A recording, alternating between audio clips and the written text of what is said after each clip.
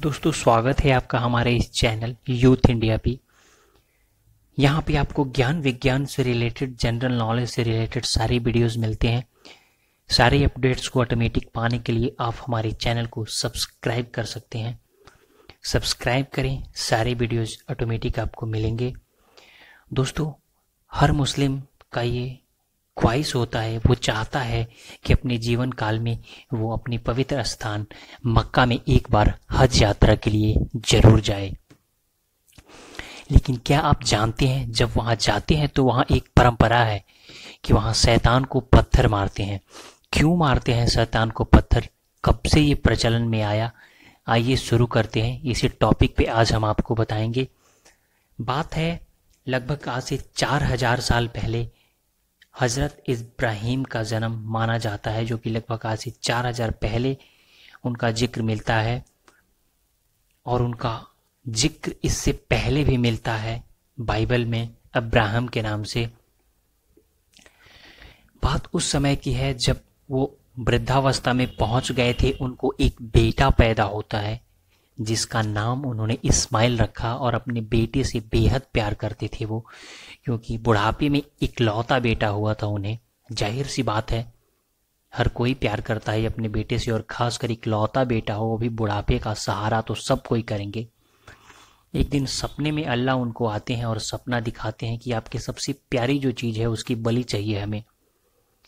इस बात को सुन के बहुत आश्चर्य होता है उनको, बहुत मायूस भी होते हैं, लेकिन आस्था विश्वास करते हैं अपने धर्म में, इसलिए वो मान जाते हैं इस बात को और बलि देने के लिए निकल पड़ते हैं अपने बेटे की।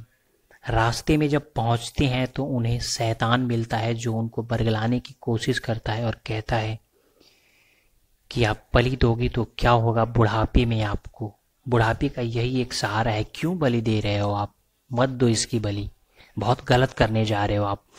ये सुन के वो सोच में तो पड़ जाते हैं, लेकिन फिर संभलते हैं और फिर आगे की तरफ बढ़ जाते हैं।